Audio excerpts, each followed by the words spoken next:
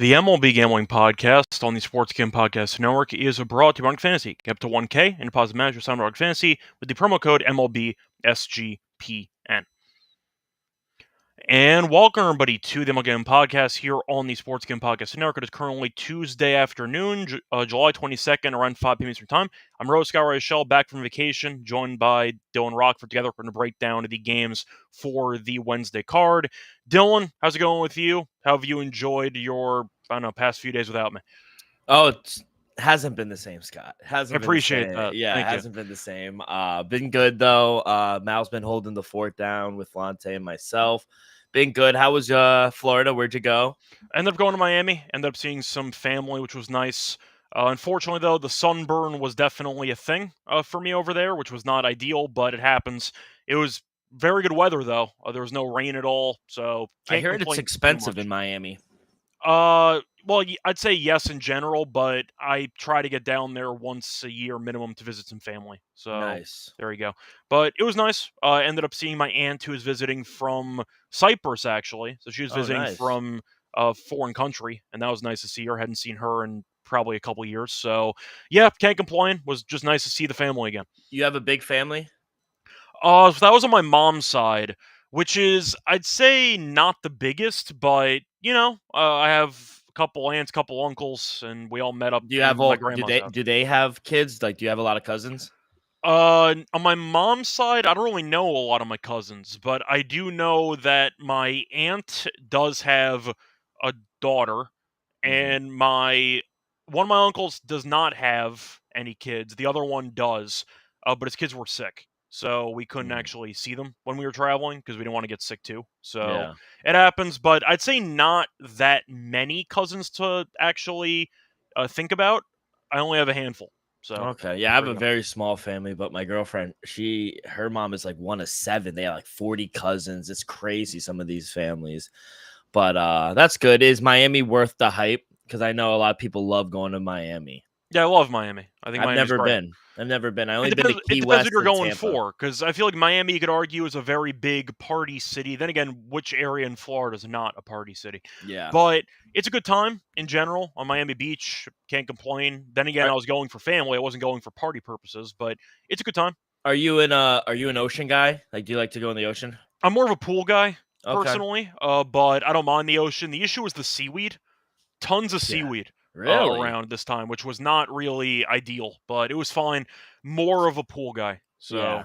I'm more of an ocean guy. I love it. I just don't fuck with the sharks, but thankfully there aren't any. I don't mind the ocean. I just mind the sand. Yeah. Oh, you're not a sand guy. No, I can't stand the sand. Oh, I hear that. It's fine if you're like, hanging out there, but when you leave, it's just miserable because then it takes years to actually get all the sand off of you. I can't stand the chlorine. That's why I hate fucking pools. But hey, tomato. It's all good though. But glad you had a good time. Are you back? Any more vacation before football? Yeah, probably heading to Vegas in a couple weeks to meet up with Adam, Sean, and Kramer for a bet bash. Which is what is that? It's a betting convention in Vegas during August. So I'll probably be going there for a couple of days. So Nice. Before week 1 or yeah, it's middle of August. So it'd be Okay. like I think 13th through the 16th I'd be there or something like that. But I do plan on going to Vegas. before week 0. So that should be good. You like doing cash tickets out there? I feel like once again, if I'm going to be betting on something at a game, sure. Or if I'm going to be betting on something that's going to happen immediately, it's the future tickets that are frustrating because you have to hold on to those paper tickets for months. Yeah. When you can just get the app and it'll just keep it on the app instead. So for paper tickets, I like them when I'm betting on the game that day. But when it comes down to futures and stuff that will not be resolved immediately, just put it on the app. Yeah. No, I agree. So Not a big ticket guy either. I never lost a ticket, so it wasn't one of those where I had a horror story where I won something and I couldn't find it. But the idea that that's another way of potentially getting a bad beat, I'm not really interested in that prospect, No, But I hear you. that's how I feel. But anyway, yeah, if you're going to be in Vegas for Bet Bash, you might see me there. So just keep an eye out. Anyway, a point is, though, before we get into any of the games for the Wednesday card, a reminder that you can also check out the SGP platform because they're back, Sports Gambling Podcast, with their 32 NFL team previews. They're also bringing back the phrase that pays. Each episode will have one word of a 32-word phrase. Submit the phrase for a chance to win a $1,000 circa future. So once again, it's free to enter, but you do have to do some effort because you do have to check out the actual word in each of the episodes. But once again, a nice reward, a $1,000 circa future, absolutely free. Anyway, starting off with the actual card here for Wednesday. First game we're going to talk about, the Reds taking on the Nationals. The Nationals won a fun game yesterday because Godsinger was terrible. But either way, the Nationals held on to win the game in the end. This one, you have Soroka against Lodolo. Reds are minus 140. The Nationals are plus 120. For the over-under in this game, I do see it being set at around 8.5 or 9. So far this season, Lodolo's been fine. 7-6, 3.33 ERA. As for Soroka, he's been underwhelming, 3-7, 5.1 ERA. Basically, numbers home and road, so it's not really like there's an outlier between the two of them. On top of that, he has been better lately, though. He has allowed 3 earned in his last 2 starts, so not amazing, but he has been slightly better. However, the Nationals have lost 7 straight starts that he's made, and they've lost each of the last 6 starts that he's made by at least 4 runs. So they've been getting killed every time he pitches. I'll ask you for this one. I'll go Reds, but what do you like in this game? Yeah, I like the Reds as well. I made him a minus 140 favorite. Nick Lodolo has been better on the road than at home this season. 2.56 ERA. Batter's only hitting 200 off of him as well, so that's good. He gives Cincinnati good length as well. Walks are down, so I think he's obviously the better pitcher of the two. Mike Soroka, not good. Home or on the road, you mentioned it. 0-7 straight up. The Nationals are in their last 7. The month of July wasn't good for him, but for whatever reason, they just don't put enough runs to keep Soroka in the game. So I have a hard time seeing the Nationals being competitive in this one. The bullpen is still the worst in the league as well. So yeah, I just think this is a really bad spot. So yeah, I do like the Reds here on the money line. Yeah. Moving on. By the way, for the total, I'm kind of on the fence here. I guess I'm on the over because I think Soroka might get shelled, but to be honest, I don't really have a thought in the total. Yeah, I would agree. I like the over, if anything. Yep. Moving on to the next game, Padres taking on the Marlins. Had a low-scoring game in the series opener. For this one, you have Cease against Alcantara, 2 pitchers who people thought would be a lot better so far this season. For the actual money line, San Diego's minus 140. You have the Marlins at around plus 124. For the over-under in this game, I see 8 as the total. Juice to the over, though. So San Diego has been pretty underwhelming since their fantastic start to the season. Miami's 7 under. Stowers started homering every game again, but they don't exactly still win much, so I don't know if it's worth much, but still. Point is, the Padres are below 500 on the road. The Marlins are below 500 at home. Cease 3-9, 4.64 ERA. Alcantara 4-9, 7.14 ERA. Cease was very good last start, though. 5 1/3, no runs against the Nationals, so maybe he found something. I'll believe it when I see it. We've seen a couple good outings here or there, but nothing consistent. So for that reason, I'm going to kind of avoid getting too much, I'd say, optimism with the start for, once again, Cease. As for Alcantara, it's been an absolute just disaster all season. He had a decent run about a couple months ago with like 2 good outings in a row. That's basically it. He has given up at least 4 earned in 4 straight. And it has once again been disgusting. Last 4 starts, 23 innings pitched, and he has allowed a total of 22 earned runs. It's been a mess. I got nothing else to add. I guess I'm on San Diego, but I don't like either pitcher in this game. But I can't take Alcantara. I can't do it. He's regressed back to being terrible. I can't. I got to go San Diego or pass. Yeah, 2 pitchers I want no part of either. So I do like the total, though. My total came out to 8.7. Dylan Cease 0-6 straight up on the road. Batters hitting 265 off of him. Padres are 1-4 in those last 5 road starts as well. He's given up 3+ runs in 6 of his last 7 road starts as well. You mentioned it with Sandy Alcantara. He's just not been good. He's regressed back to his normal self. He has been a little better at home, but he still holds a 5.37 ERA. He's also a guy that gives up a ton of hits. The hard contact rate is up as well. 4+ runs given up in 4 straight games.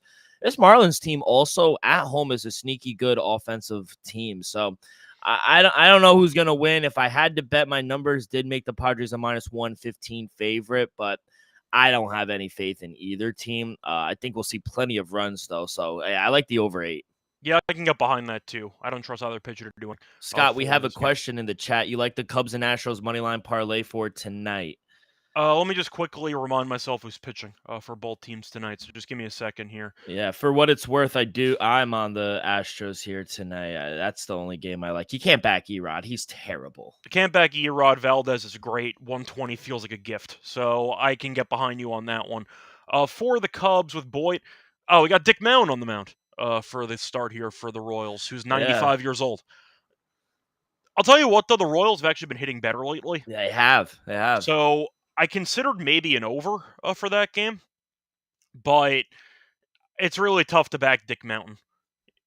I think I'd probably consider going with the Cubs, but I'm not going to lay 235. No. I can't do. That's so I'm fine with the Astros, Daniel, but I can't lay that with the Cubs based on how Kansas City's been performing lately. I know the offense isn't good, but even bad offenses have stretches, and right now they're in good form.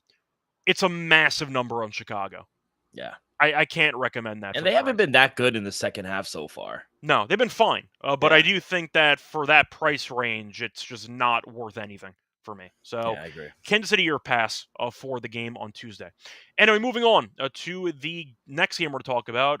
You have the matchup between you have the Giants against the Braves. Speaking of older pitchers who might not be any good, you have Verlander pitching for the Giants, and you have Strider going for the Braves. For this one, you have the Braves laying 170.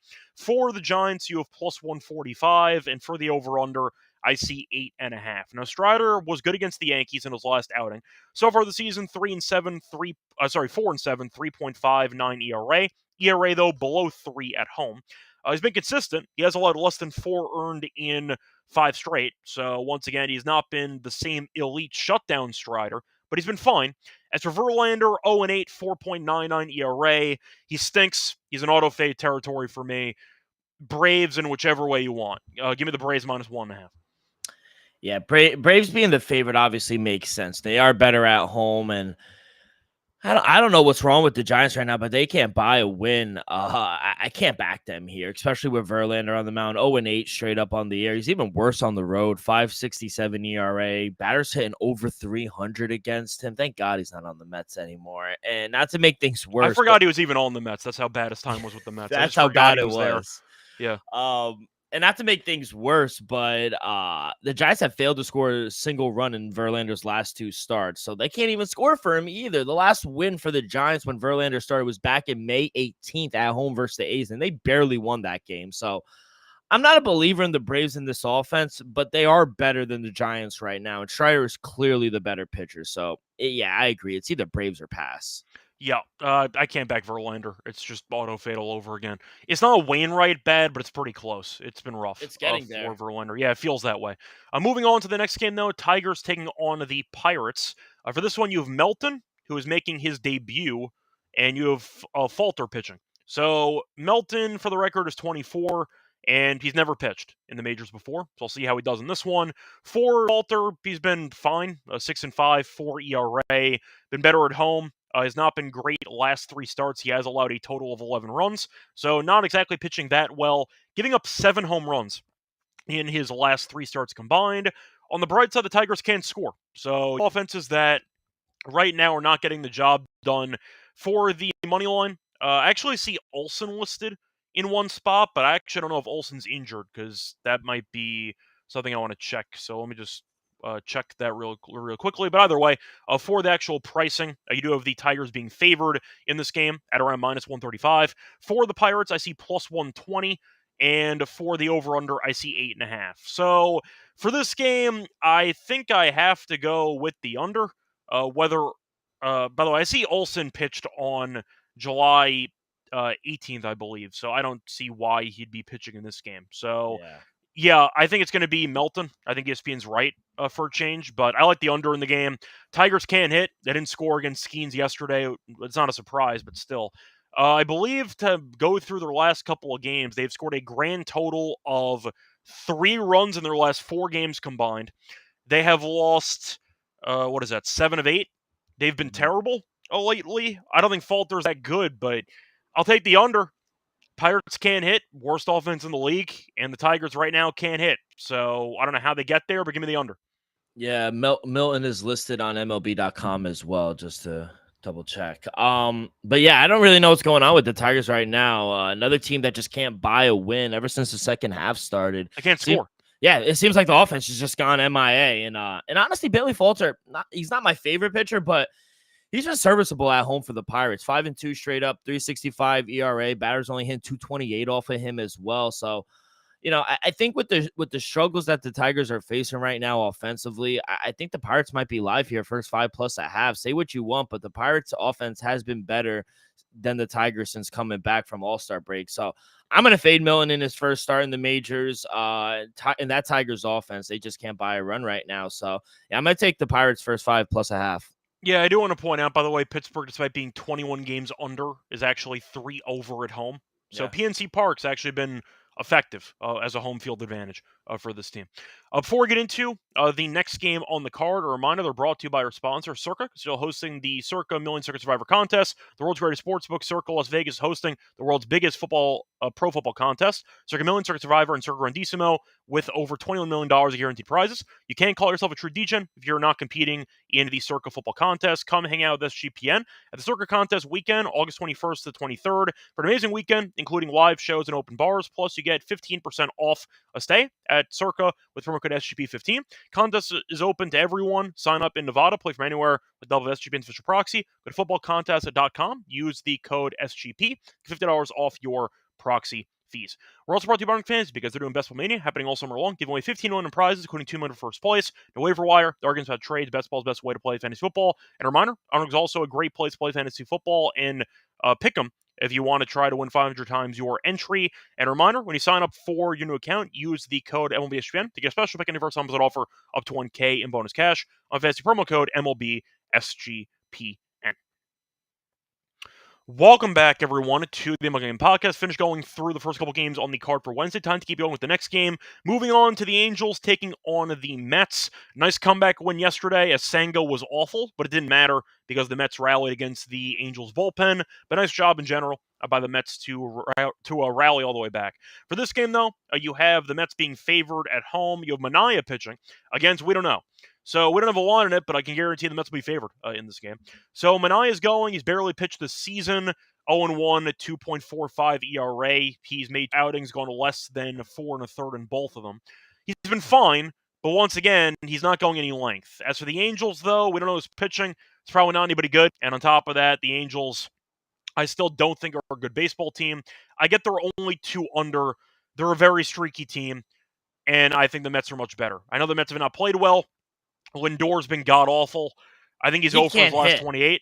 He can't hit to save his life. I gave out his prop under. I gave out his bases under on the prop show yesterday. That at least you're hitting. Yeah, it felt good. Never in doubt, too. But yeah. I heard that he showed up early to the stadium today by about 4.5 hours to try to do some batting practice. But, yeah, he can't hit. He's 0 for his last 28, and the Mets are kind of falling apart. But you know what? You got to start somewhere, and it was a good win in the Monday game. I'll ask you with no lines, what do you like? Because the Angels offensively can be decent. I don't trust the pitching staff. And the Mets offense can be very underwhelming, at least based on recent form. So, yeah, what do you like? Yeah, like you said, great comeback win last night. Shout out Brett Beatty finally hitting a home run, too. That was a nice one. But, Angels did not listed a pitcher. Maybe a bullpen type game. And if it is, I just don't see them winning that game. Sean Manaea, he's making his 3rd start of the year. Hopefully they can push him longer. You mentioned the innings. Hopefully he could go more than 4 innings this time around. But he hasn't been bad in my opinion. Just 1 run given up in both starts. Strikeouts are high. Walks are down. So he hasn't been bad. He just needs to go a little longer in these games. So I think this could be a good spot for him. Maybe get his first win as well. Angels do struggle against left-handed pitchers as well. And like I said, if it is a bullpen game for them, I made the Mets over a $2 favorite. So at home, they still have a really good record, the New York Mets. So yeah, and Halo's bullpen, 3rd worst bullpen in the league as well. So I imagine the Mets being big favorites here. So depending on the price, maybe Mets run line again. If you get plus money, I think you got to take the run line. Yeah, I'm kind of just once again on the fence because I don't know what the line's going to be. The Mets should be around like minus 190 if I had to price it myself. Manaea's been fine, and the Angels' pitching staff's a mess. So I think I like the Mets too, but I might go maybe for. Do I think Manaea pitches well in this game? I think he might. You mentioned the Angels are not very good against lefties. I don't mind the Mets' first 5 run line potentially, Mhm. depending what the number is. Yeah. Maybe if you want to go bold for a minus 1.5 in the first 5. I think they jumped this team early. I think it was a nice emotional win for the Mets, who have been struggling, and they could definitely have used that win. And they came back in thrilling fashion. I'll go Mets first 5 in this game. I don't want to take the minus 1.5. I don't know the number, but I think Manaea can maybe go 5 Yeah. in this outing. Good enough for me. I'll go with the Mets in the first 5 in some capacity for this game. Moving on to the next game on the card, I see the Royals taking on the Cubs. So for this game, you have Lugo against Rhea. For the actual pricing, I see the Cubs at minus 142. Royals are plus 120. For the over-under in this game, I see 10.5. So with it being 10.5, I have to check the actual weather report because if the wind's blowing out, that might decide my entire cap here for this game. So I'll ask you, because Rhea was good against the Red Sox in first start out of the break. Lugo, I feel like, is a pitcher who every time I try to back, it just doesn't work out for me. Mhm. But I understand that he can pitch pretty well at times too. Former Met, if people forgot. But Yeah. for the game itself, wind's blowing out at around 10 miles per hour to about left center. I'll go over in the game. Royals have been good offensively. I think Lugo might struggle in this environment with the wind. It's a Wrigley game, a day game with wind. Give me the over. Yeah, you mentioned streaky teams or the Angels being streaky. Colin Ray is another guy that's kind of streaky. I can't get him right. But you mentioned it earlier as well. Royals, another team where not the highest on, but I gotta say, give them credit where it's due. The offense has looked pretty good so far in the second half, and now throwing one of their better pitchers in Seth Lugo, who he's been great for them this season. Batters only hitting 220 off of him. He's only given up more than 2 runs on the road one time in the last 6 starts. So Cubs aren't tearing up the ball either. So I think the Royals are live here. First 5 plus a half. I only made the Cubs a minus 130 favorite, so I don't want to back them. Colin Ray at home at minus 142. I think that's a little rich. So maybe it's a wait and see. Maybe money comes in on the Cubs and we get a better price with the Royals. But Royals first 5, I think they're live. Yeah, maybe you can go with the Royals team total over if you want to avoid Lugo and just back the offense in good form. But I do think you're going to see runs in a classic Wrigley Yeah. Day game with the wind blowing out. Moving on to the next game, you have the Cardinals taking on the Rockies. For this one, you have Palante against Freeland. For this one, the Cardinals are minus 194. I see the Rockies at plus 162. For the over-under, I do see 11 for this game. For the run line, I do see the Cardinals at about minus 128. I see the Rockies plus 1.5 at plus 106. So Freeland has been a mess this season. He's 2-10 with a 5.19 ERA. Palante 5-6, but not a great ERA either, as he has a 4.71 ERA. Terrible lately. He has given up a total of 12 earned in his last 2 starts combined, and the Cardinals have actually lost 4 straight starts that he's made. Yeah, look, I know Freeland's really bad. The Cubs are also not a good road team, but I do think for the spot in itself, I don't mind making a case for Freeland, who has actually been decent his last 3 starts. He has allowed less than 4 earned in 3 straight, which does not sound great. But you know what? For Kyle Freeland, it's not that bad. I'll go with the Rockies. I think 194 is a massive line with Palante, who's been getting shelled lately. Give me the Rockies. I'll take a spin with it.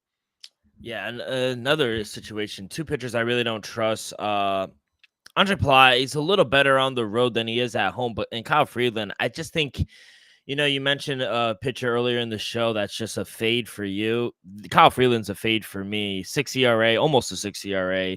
Batterson 349 off of him at home. So with elevation, he gives up a ton of hits, hard contacts up there as well for them. And I just think this is a great spot maybe for the Cardinals to get their offense, keep it rolling. They did score 6 runs last night, so maybe this is a good win to keep it going for them. And Freeland backed up by a bottom 5 bullpen as well. Totem seems spot on. I do think we see a higher scoring affair, but can't take them at minus 190. Run line minus 128 seems high too.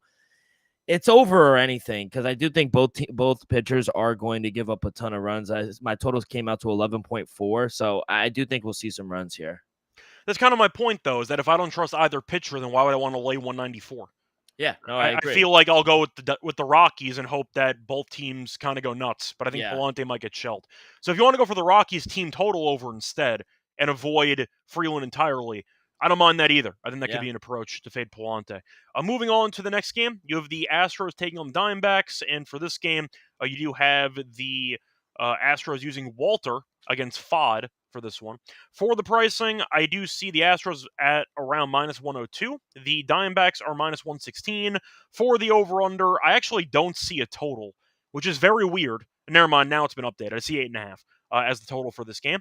So I'm going to ask you, because Walter hasn't exactly pitched much, but he's been fine, a 1-3, but he does have a 3.66 ERA. Fod was pretty good earlier in the year, and then recently he had a bit of I'd say a bad stretch, but he's bounced back as he has gone 15 innings, giving up 2 earned in his last 2 starts combined. He has allowed less than 3 earned in 3 of his last 4.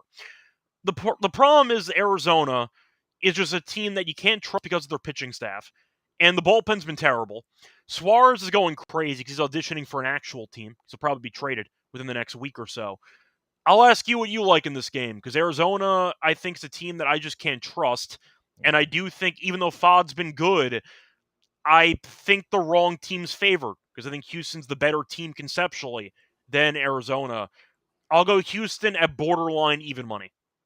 Yeah, I see it minus 102. And at the time I was handicapping this game, I didn't see lines. So I'm seeing them for the first time. My numbers made the Astros a minus 110 favorite. So I agree. I think the wrong team is favored. I was hoping we would get Astros as a dog because they're on the road. We got a nice plus price yesterday with Astros and we cashed with them then.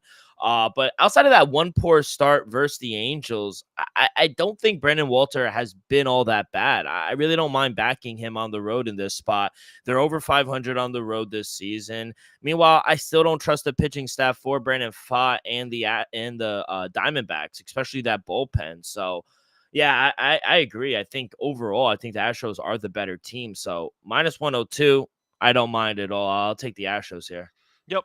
Moving on to the next game, I do see the Brewers taking on the Mariners. I see Priester taking on Castillo. For this one, you see Milwaukee at around they're plus money. Seattle's minus 130. I see the Brewers at around plus 116. And the over-under in this game is set at 7.5. So even though Priester's a guy who I didn't like at all entering the season, good for Milwaukee's pitching staff because they turned him into an actual pitcher. He's 8-2, 3.33 ERA. Castillo, though, 7-5, 3.21 ERA.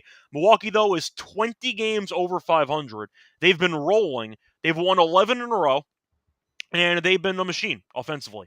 They've scored at least 6 runs in 5 of their last 6 games. Why is Seattle favored in this game? I'll take Milwaukee plus 116. 11 in a row? Hottest team in the league? Sure. I see a plus symbol next to their name. I'm going to take it.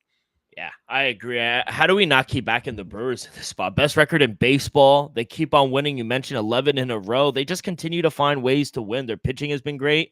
And in that span, the bullpen has looked much better as well. And, I think offensively, they're really good. They don't really hit the long ball that well, but I think the offense has been just great. Mariners are good at home, but how do you get in front of this wagon right now? Quinn Priester has been solid for Milwaukee, and they've won his last 9 starts. I got plus 120. I made him a minus 120 favorite. I don't understand why they're underdogs. Yep, I agree. Moving on to the next game, Twins taking on the Dodgers. Dodgers did win the first game, was a bit of a sweat, as you saw a play get made right around the warning track there. He almost to end the had game. it, Carlos. Yeah, that's what I'm saying. I don't know if he actually got robbed or not, but it was close. I'll put it that way. It might have hit the top of the wall, might have gone over, but either way, Outman caught it, and that was the end of the game. For this matchup, though, you have Paddock against Glass now, and for the actual pricing, I see Dodgers minus 215. I even see some 240s out there. I see the Twins at around plus 195. For the over-under, I see 9 or 8.5. Now, for the actual run line for this game, Dodgers are minus 108 or minus 105, actually. I see the Twins at minus 111. So I understand the Dodgers have been slumping lately. Did get a nice win in the opener of the series. Glass now has barely pitched, but he's been fine this last couple starts he's made since returning from injury. 11 innings pitched, 1 earned run. So he has been very good. As for Paddock, it was fun while it lasted. it that way. He was actually having a pretty decent season, even though I always thought Paddock was a horrible pitcher. And then he went back to being terrible. He's allowed a total of 11 earned in his last 2 starts. So I don't think he's any good, and I think that he's going to get destroyed here. So I'll go Dodgers minus a 1.5, like minus 105. Yeah, let's go back to the Dodgers on the run line. I took them yesterday at plus money. And I know I still read people on Twitter. They still don't trust the Dodgers, but everyone I don't trust relax. Paddock more than I don't trust the Dodgers. Exactly. So. And I think everyone needs to relax. The Dodgers are going to be just fine. And I think this series is evident of that. I love this series for them. I think it's going to get them back on track. Great win last night. I know it got sweaty in the last inning, but I think they'll be just fine. Chris Paddock, he's terrible on the road. 5.81 ERA. Batters hitting almost 300 off of him.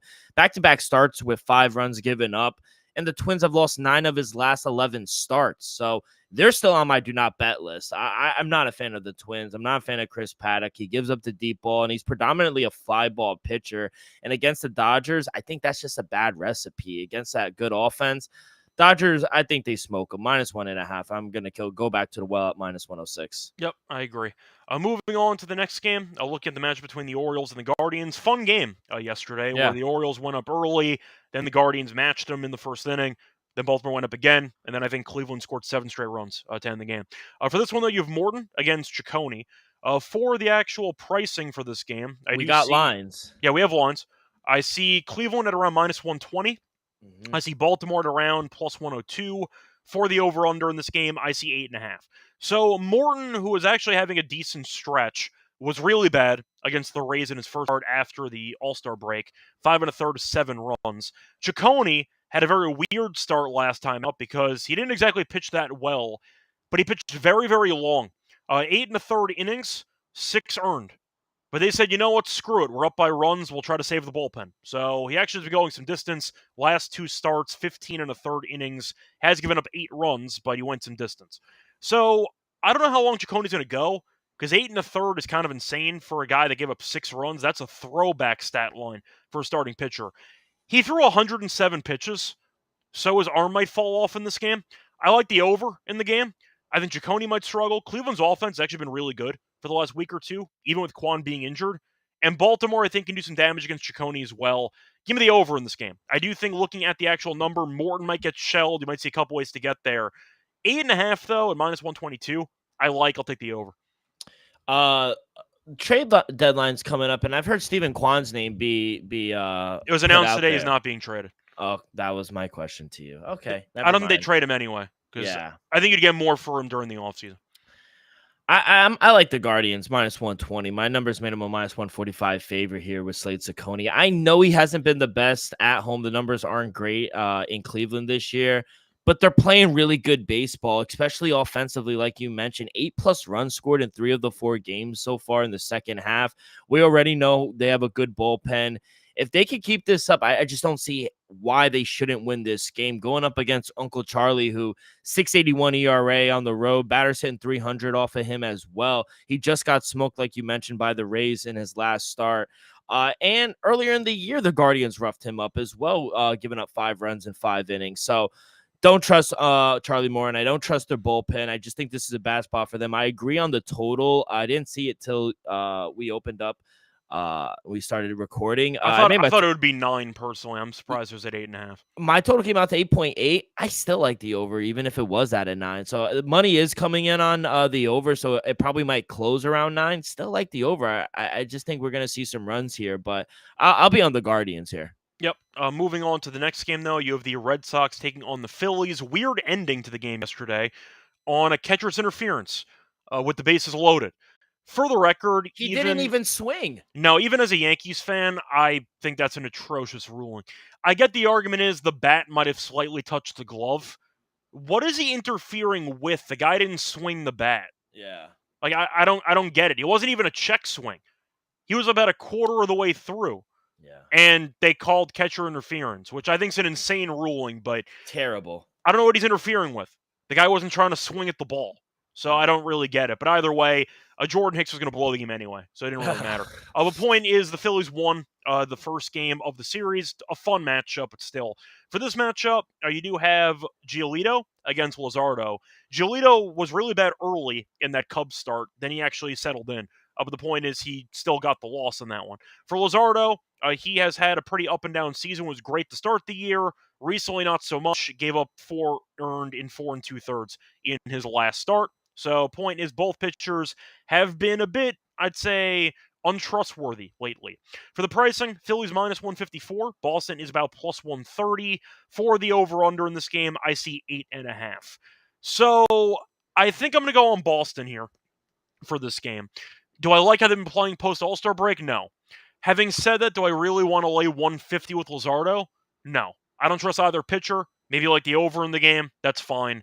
I don't mind the Red Sox team total over. I'll ignore Giolito. I'll just fade Luzardo in general. That might be the best approach for this game, but I can't lay that number with Luzardo. So I guess it's Red Sox or pass. Yeah, Red Sox are pass. Luzardo's not good on the at home, and Red Sox actually hit lefties really well. So I think it's totally mispriced. I only made the Phillies a minus 130 favorite. This is ridiculous in my opinion. The offense though for Boston hasn't really been there in the second half, but I think this might be a good opportunity to get going against Jesus Luzardo. And Lucas Giolito. He's been really good on the road. 3-1, 2.55 ERA. Barr's only hitting 188 off of him. And all 4 games for the Red Sox have gone under. So we might, I don't know about an over. I kind of stayed away from the total. My total came out actually to an 8.3. But I think we might see a lower scoring game. But I'm going to take the Red Sox based on pure value here. I think it's mispriced this game. I think Philly should be favored, but I think 150 and change feels a bit steep for Luzardo's lackluster form lately. And the Phillies actually lost 3 of his last 4 starts, so keep that in mind. Moving on to the next game, I see Fried against Bassett as the Yankees take on the Blue Jays. Surging Blue Jays, who won the first game of the series. For this one, you have the Blue Jays, who are about plus 120. The Yankees are minus 140, give or take, and the over-under in this game is at 8.5. Under those, minus 120. Give me Toronto. I don't get this one at all. I understand that Fried has been the better pitcher of the season. Toronto handled Fried pretty easily in the last meeting in Toronto. Blue Jays have been rolling. Yankees can't field. They can't base run. The bullpen's not great. Besides that, they're fine. No, the point is the Yankees, though, have really been struggling for the last couple of weeks. Yeah. I'm going Toronto. Plus 120. The team's been going crazy. I'll take the Blue Jays. Yeah, Blue Jays are passed for me. I only made the Yankees a minus 130 favorite. Maybe money will come in. We'll get a better number with the Blue Jays. But at plus 122, I saw earlier, at home, that's an insane price, in my opinion. I get Max Fried is on the mound, and he's good. But Chris Bassett, he's undefeated in Toronto this season. 7-0, 2.53 ERA. And, he hasn't given up a run in back-to-back starts. He already has a win over the Yankees earlier in the month. He struck out 9 in that game as well. And the Blue Jays, they just have the Yankees number. 5 straight wins against them. They're 6-2 on the year versus them straight up. Their bullpen continues to worry me, and the offense just hasn't looked the same as well in the second half. So, except that one game that Atlanta just gave them, and they just blew that game. But you got to take Toronto here, in my opinion, and that's another plus money play. But I do like Toronto, and I was going to ask you, but what's going on with Volpe? Another error yesterday. What's going on? He stinks. Gold Glove guy, though. It's one of the most BS Gold Gloves I've ever seen in my entire life. There's no accountability either to go off of your tweet. No, I've tweeted it many times before. The Yankees have a constant state of optimism, forced or not, where they believe that they're entitled to turn things around because they're told every day that they've never done anything wrong in their lives, and they are basically treating themselves as the favorites to win it all mentally, and how anytime they struggle, it's just temporary. And eventually it'll all figure itself out.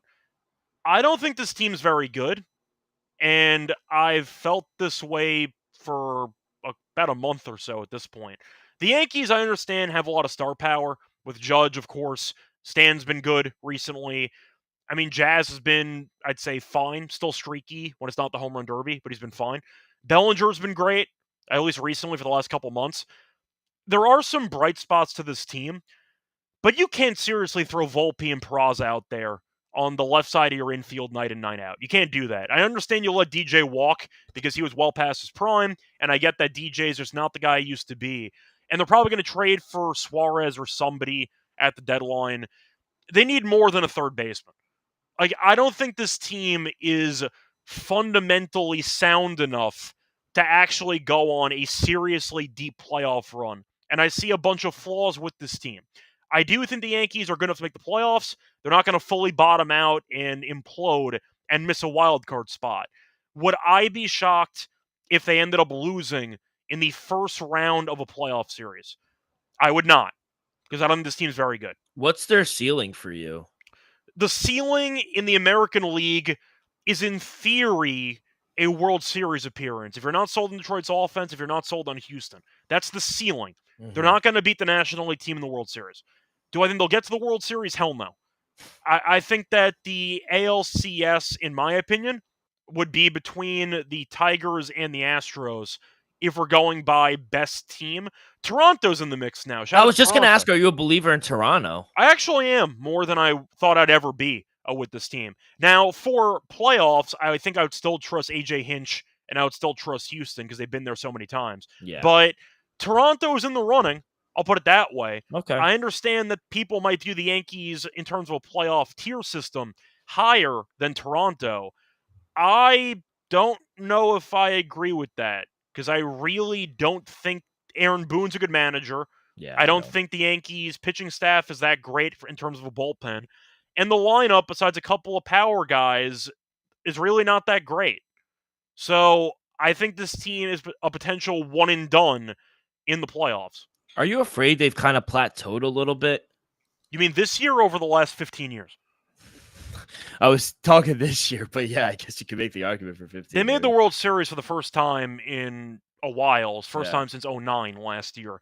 And even with that, it was a paper soft AL last year. And we all knew, I know you're a Yankee fan, and I know you were rooting for them, but we all knew the Dodgers were going to win the series. I picked Dodgers in 6. They won in 5. Yeah.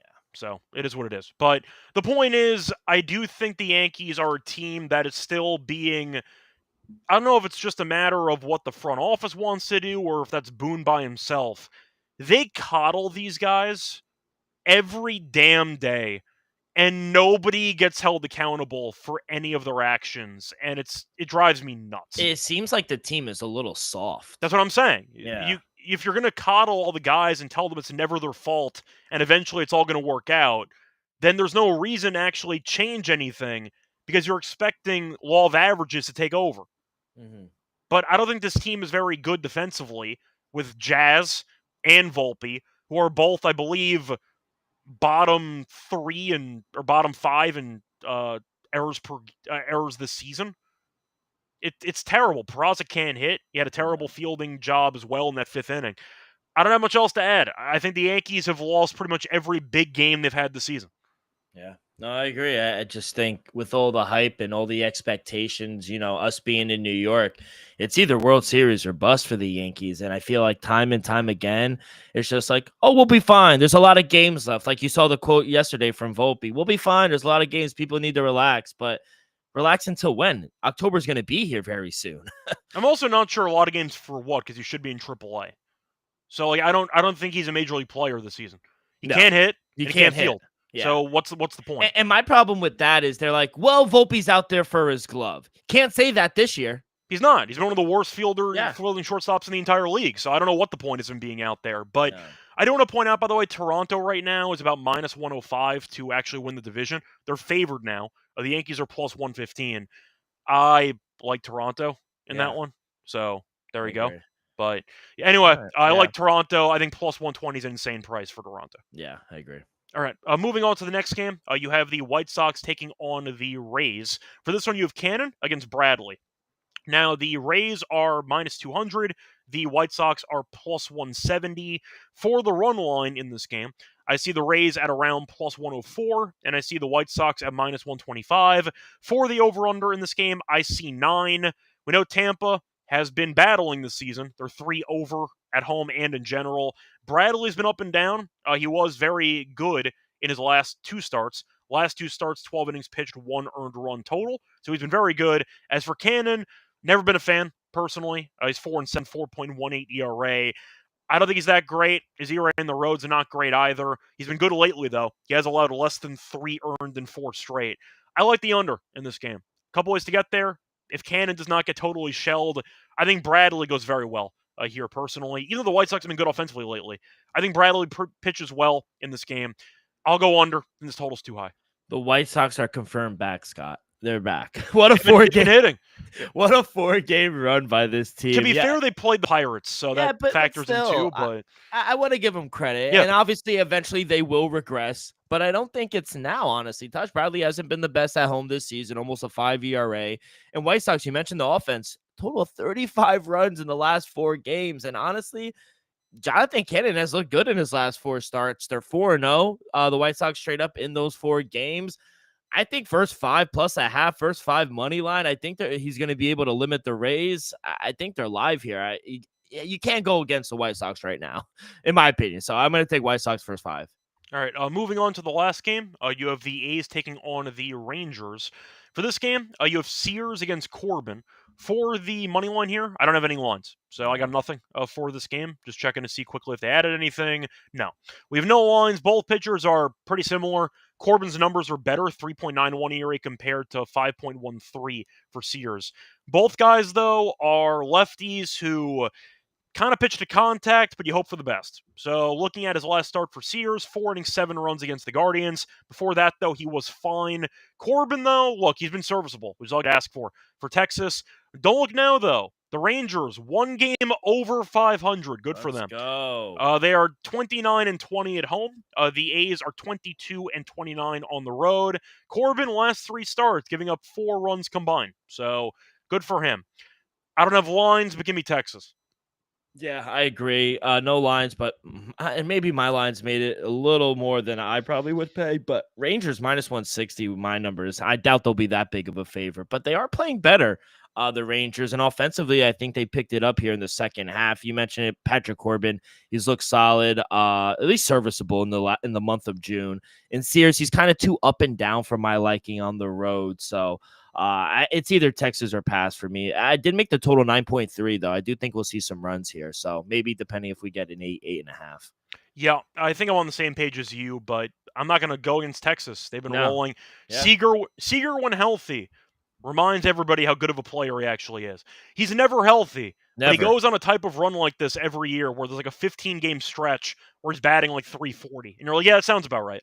What do you think? What do you think the possibility if he actually played every game this season or a season? Like he could be a top 5 player in the league. He has the talent. Adam and I had a serious conversation during the award shows pre-season because we were doing MVPs. And Adam was trying to pitch me on Seager because the upside is always there. Yeah. And when healthy, he is top 5. And I basically vetoed it, saying he might miss 60 games because he gets injured every year. I just think it's a waste of a wager when you take injury-prone guys. It's like betting the over. Not really the over. It's like betting Jordan to lead the league in home runs.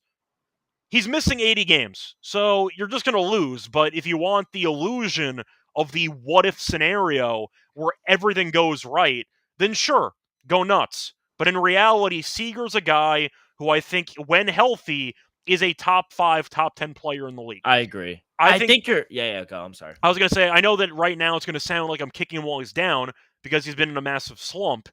I think Seager, when healthy, is the best shortstop in the league. People argue Lindor. I would take Seager personally. Yeah, when healthy. When healthy, and it's a big when. But yes. I would agree. I think you're better off playing Seager for example, if they make the World Series, just hypothetical, you're better off taking him to win the MVP like he did a few years back, as opposed to going on a future for 6-7 months where he's going to miss 50-60 games. So I agree. I always just wonder, because I agree. I don't even think top 10. I think he's so talented. He could be a top 5 player. And I always wonder in my head, what if he played the whole year? It's a little Troutish. I mean, I feel like we've been here before, but Trout, of course, is a different animal, but you get what I'm trying to say. Yeah, 100%. If we're assuming full health for Seager, I think he's the best shortstop in the league. definitely better hitter because you mentioned it a few weeks ago before you went on vacation. Francisco Lindor, yeah, great glove, but offensively, he goes through a lot of ups and downs. Mhm. He's a career what, 240, 237, something like that? I want to pull it up because his numbers on Cleveland were nasty. Oh, they were But insane. Lindor with the Mets, I know he had the great playoff run last year, a couple of big home runs too. That grand slam against the Phillies was insane. I was there, bro. This year, oh, you were there. That's right. Yeah. That entire Phillies bullpen fell apart in every game. So lifetime, he's 272. But Oh, with that's the not Mets, terrible. the averages here, I know batting average is an outdated stat, but still 230, 270, 254, 273, 248. So he alternates between 270 and 250 pretty much every year. I think Seager, if he played a full season, there's not many guys batting 300 anymore. I think Seager would easily be in the 280, 290 range if he played a full season. You know what stat everyone loves? It's War, WAR. And I'm looking WRC plus. yeah.